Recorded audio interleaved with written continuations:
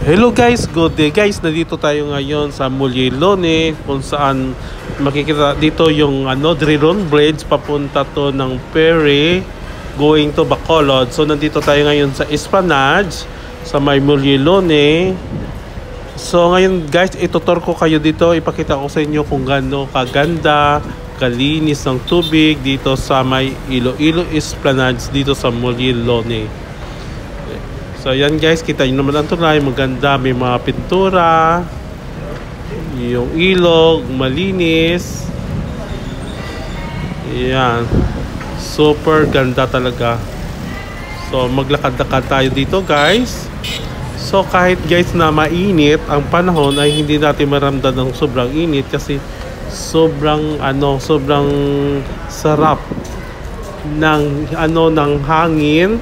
Ano ba yun? Ang hangin. Sobrang guys. Malamig yung simoy ng hangin kahit guys, kahit na mainit ang panahon. So hindi natin malalaman ang init. So mabango yung tubig, hindi amoy burak. Maglinis sa kapaligiran. So guys, napakaganda talaga dito guys sa Iloilo Esplanade. So yan guys, malapit na tayo sa may Iloilo Freedom Grandstand. Ayan guys, turo ko sa inyo. Yan. Yan ay Iloilo Freedom Grandstand. So diretso lang tayo. Alam nyo guys, maganda talaga dito guys. So sa area ng Mollilone Esplanade kasi kita nyo naman malawak yung ilog. Maganda yung pintura dito sa may gilid ng Esplanade. Yan, makulay. Sobrang ganda. Ganda ng design. Yan, makikita yung Lapos area. Yan, ayan guys, so yan ang ferry guys, papunta ng yan guys, papunta ng Bacolod. So maglakad-lakad pa tayo. Pakita ko sa inyo kung ano mga development dito sa may Iloilo Esplanade sa Mollilone. Ayan guys, kita yun naman makikita dito yung custom building.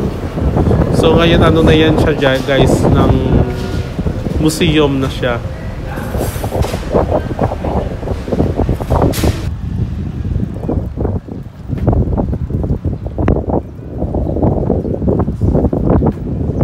Dito sa Esplanade sa may Mollilone guys, siguro marami rin nagja-jogging dito pag hapon. So ngayon wala talaga nagja-jog kasi anong oras na? Alas 2 ng hapon. Mainit talaga, so walang nagja-jogging. So ako lang yata naglalakad dito. So kahit mainit guys, okay lang naman. Carry pa naman yung init ng araw kasi naman guys, naman yung hangin dito.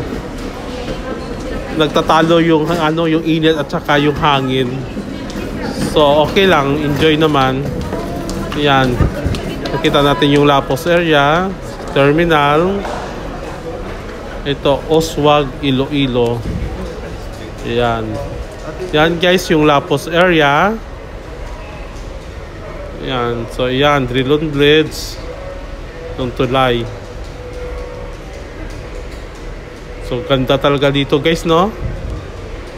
Pero kung pumunta kayo dito guys, huwag naman kayo pumunta ng hapon, alas 2 kasi may init talaga. So pag may time kayo, pag pumunta kayo dito sa Esplanade ay medyo hapon na. My heart beats in Iloilo City. So kere lang naman yung init. So ngayon guys, ayan nakikita na natin yung Iloilo costume. Ayan. Tapos malapit na rin tayo sa may sa may Iloilo Freedom Grandstand. Kung saan dyan guys nagsiselebrate ng dinagyang competition, para regatta competition dyan sa na yan sa Freedom Grandstand. So ito guys, may nakita yata ako, ito yung bangka. Ito pala guys yung River Patrol kumukuha ng basura sa ilog. Ayan, marami silang nakukuha mga basura dito. Ayan, sobrang dami. So advice ko lang guys, wag naman tayo magtapon ng ng basura sa may Iloilo River para yung ating river patrol ay hindi na masyadong abala sa pagkuha ng basura dito sa may Iloilo River. Ayan, nakita yun naman, marami silang nakuwang mga bote, mga basura na galing sa Iloilo River. So, tulungan natin yung ating government na wag magtapon ng basura sa ilog, sa Iloilo River.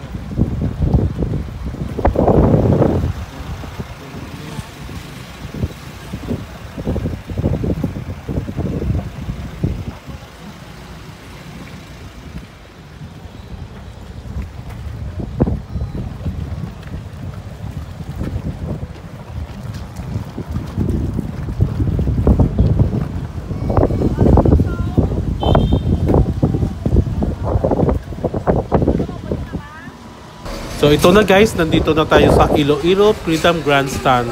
Kita nyo naman sobrang laki ng Iloilo Freedom Grandstand. At saka may pala dito, nakabakod siya. Kasi may yata, may program yata mamaya. Yan, naka-ready na po yung stage. May kaya, may Parao Regatta. Sinamba sa Parao Regatta dito. Dito gaganapin mamayang gabi. Yan. Ganda ng Iloilo Freedom Grandstand, nasa tapat lang ng ng Iloilo River dito sa may Molieloni. So, ang maganda dito guys sa Iloilo Freedom Grandstand, habang nakaupo ka dyan sa may sa Freedom Grandstand stage, ay katapat mo yung Iloilo River. Yan, so magandang tanawin. Nanonood ka pa ng dance competition, makikita pa yung magandang tanawin sa Iloilo River.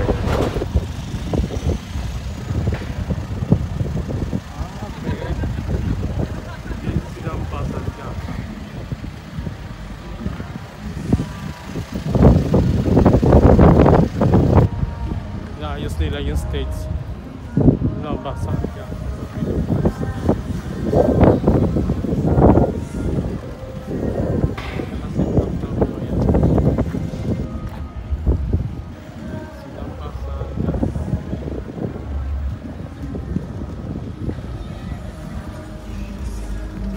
So yan lang guys, thank you so much for watching my vlog. Please don't forget to subscribe my channel by Giselle Edward. See you on my next vlog. Bye.